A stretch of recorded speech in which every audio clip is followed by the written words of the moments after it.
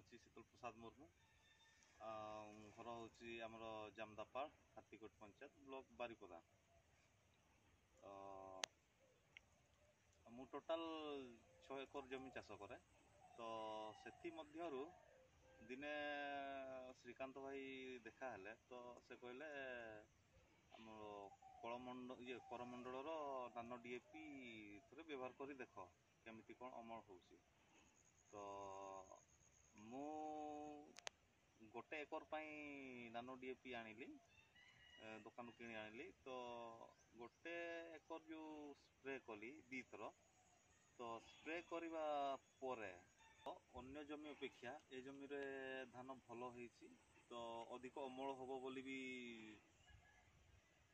ଭାବୁଛି।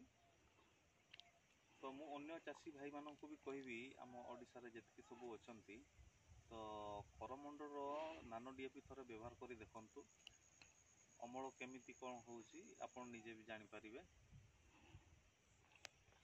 ମୁଁ ତ 1 ଏକର ଯେଉଁ 1 ଏକର ପାଇଁ ଆଣିଥିଲି, ତ ସେ 1 ଏକରରେ ଯେଉଁଟା ମୁଁ ଦେଇଛି, ତ ଏଇ 1 ଏକରରେ ଯେମିତି ଧାନ ହେଇଛି ଅନ୍ୟ ବିଲ ଅପେକ୍ଷା ଭଲ ହେଇଛି। ତ ମୁଁ ଭାବୁଛି ଆରଥରକୁ ବି ସବୁ ବିଲ ମାନେ ଯେତିକି 6 ଏକର ଚାଷ କରୁଛି, 6 ଏକର ପାଇଁ ବି ମୁଁ ନାନୋ DAP ହିଁ ଆଣିବି।